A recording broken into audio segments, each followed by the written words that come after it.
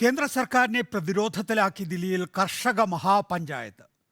കാർഷിക വിളകൾക്ക് മിനിമം താങ്ങുവില ഉറപ്പാക്കുക, വൈദ്യുതി ഭേദഗതി ബിൽ പിൻവലിക്കുക തുടങ്ങിയ ആവശ്യങ്ങൾ ഉന്നയിച്ചാണ് പ്രതിഷേധം. കർഷക പ്രതിഷേധത്തിൽ സർക്കാർ സമ്മർദ്ദത്തിലാണെന്ന് കോൺഗ്രസ് പ്രതികരിച്ചു.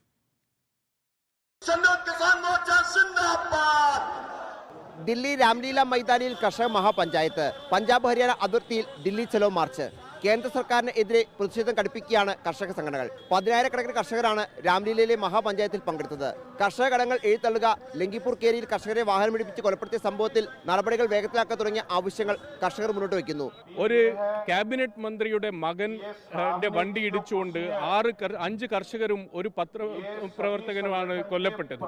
ആ ക്യാബിനറ്റ് മന്ത്രിയെ പുറത്താക്കണമെന്നും ഈ ഒക്കെ ആവശ്യങ്ങൾ വെച്ചുകൊണ്ട് കർഷകന്റെ കടം എഴുതിത്തള്ളണം എന്ന ആവശ്യങ്ങൾ. മോദിയുടെ എല്ലാ ഗ്യാരണ്ടിയും അത് ഫെയിലായിരിക്കുന്നു. സംയുക്ത കിസാൻ മോർച്ചയും തൊഴിലാളി സംഘടനകളും സംയുക്തമായി സംഘടിപ്പിച്ച മഹാപഞ്ചായത്തിൽ വനിതാ യുവജന സംഘടനകളും ഭാഗമായി.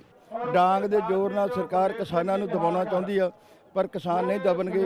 ਜਿਵੇਂ ਰਾਮਲੀਲਾ ਗਰਾਊਂਡ ਦੇ ਵਿੱਚ ਹੁਣ ਕਿਸਾਨ ਸਰਕਾਰ ਨੂੰ ਇਸ ਤਰ੍ਹਾਂ ਲੱਗ ਰਿਹਾ ਕਿ കിസാൻ ദില്ലി ਦੇ ਵਿੱਚ ਨਹੀਂ ਆ ਸਕਦੇ. മഹാപഞ്ചായത്തിന്റെ ഭാഗമായി കനത്ത സുരക്ഷയിലാണ് ദില്ലി. സമ്മർദ്ദം മൂലമാണ് മഹാപഞ്ചായത്തിന് സർക്കാർ അനുമതി നൽകിയതെന്ന് കോൺഗ്രസ് നേതാവ് ജയറാം രമേശ് പറഞ്ഞു. കനൌരി അതിർത്തിയിൽ കർഷകൻ ശുഭ്കിരൺ സിംഗ് കൊല്ലപ്പെട്ട സംഭവത്തിലെ ജുഡീഷ്യൽ അന്വേഷണത്തിനെതിരെ ഹരിയാന സർക്കാർ സുപ്രീം കോടതിയെ സമീപിച്ചു. ലോക്സഭാ തെരഞ്ഞെടുപ്പ് അടുത്തു നിൽക്കെ കേന്ദ്ര സർക്കാരിനെ സമ്മർദ്ദത്തിൽ ആക്കി അവകാശങ്ങൾ നേടിയെടുക്കാനാണ് കർഷക സംഘടനകളുടെ തീരുമാനം. കേന്ദ്രം വഴങ്ങിയില്ലെങ്കിൽ വരും ദിവസങ്ങളിൽ പ്രതിഷേധം കടുപ്പിക്കും. വീഡിയോ ജേർണലിസ്റ്റ് കണ്ണൻ പ്രസിനൊപ്പം reporter Nobel Marikkaran, in reporter, Delhi.